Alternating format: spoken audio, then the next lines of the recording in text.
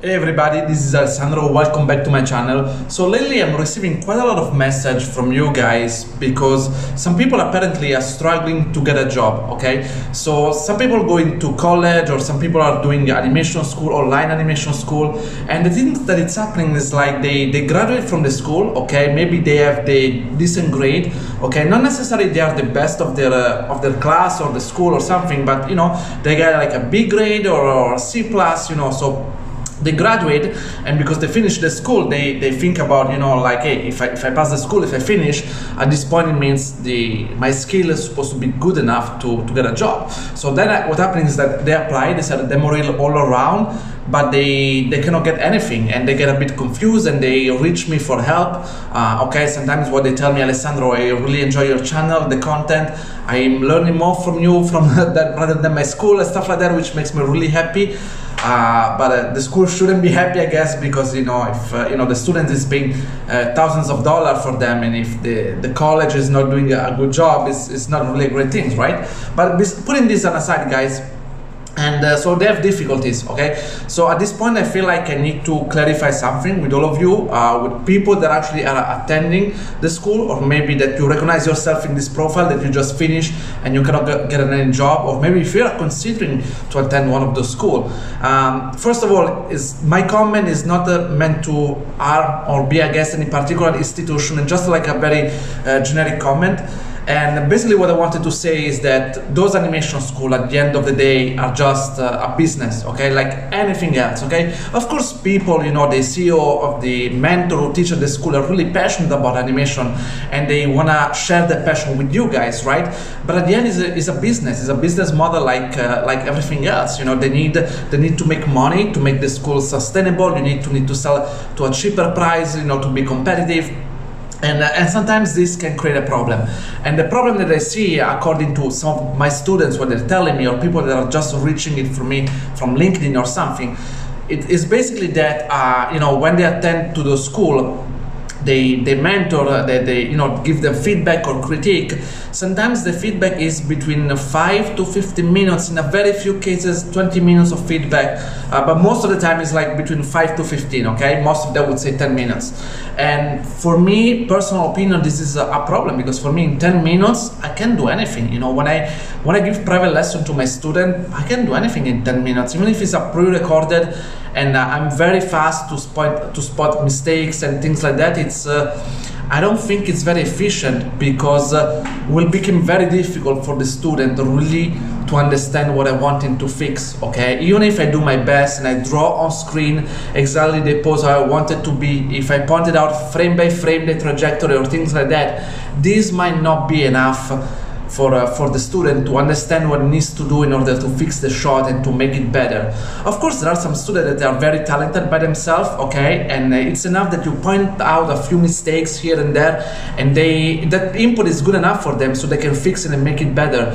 But for a lot of other people, they are maybe like a slow learner, okay? They have difficult to understand the rig. They don't know, when you're speaking about the flow, easy in, easy out, they do not really understand. So, you know, if you do your critique like really quickly, it might not really be good and efficient for them. You know, one of the things, for example, I like to do is like they share with me their Maya file, okay? So I can open the file and share the screen with them, and in front of them modify in live and show them exactly the mistake, open the graph editor, and show them directly how it's done. You know, and the same things actually I do when I upload tutorial on my channel.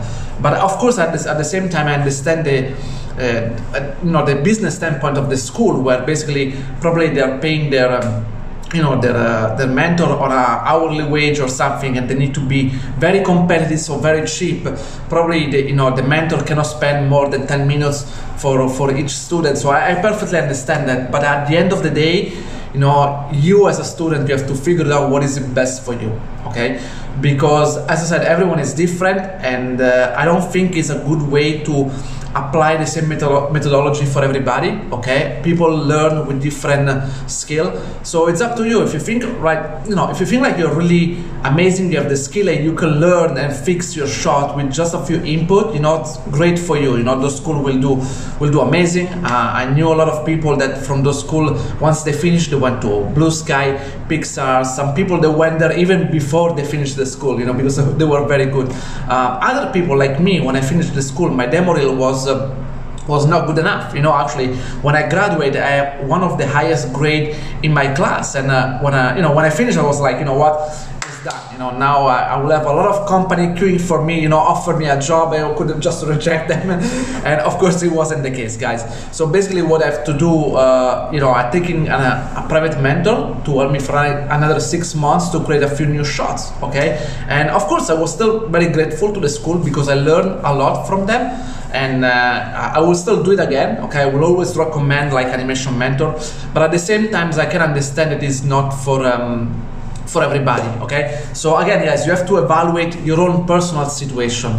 And another thing that I want to talk about is that sometimes another problem that I see is that school tend to promote people from class to class, even though their skill are not very good, okay? So maybe they did the basic principle of the animation, the bouncing ball is in, is out, and the student is not that good, realistically should repeat the class, but actually promote it to the next class. And same with body mechanics. Maybe the body mechanics, the skill are not quite there.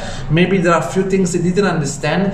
And realistically, is not ready to move forward, but they're still promoting him to go to the next class. And I get it, they are doing this because they are afraid that if they do not promote the student, he might quit the school, you know, and he will be demotivated or something. And of course, the school, it will lose like a potential cash flow. You know, the school always need cash flow coming in, right? So I understand also these things as well, but I don't know, maybe because I'm in a lucky position. Of course, I do not represent any business or anything, so for me teaching is a side things, okay? So I have my main job, I have stability, I have financial stability. So when I teach to students, the first things I tell them are, you know what, if you're coming to me, I'm gonna be very brutally honest with you. You know, if you think you're suck, if your body mechanics skill are not good, I'm gonna tell you and I'll let you repeat the exercise over and over until you understand and you're ready to move forward, okay? And if they do not accept this, I will nicely say, okay, let's not move forward, okay?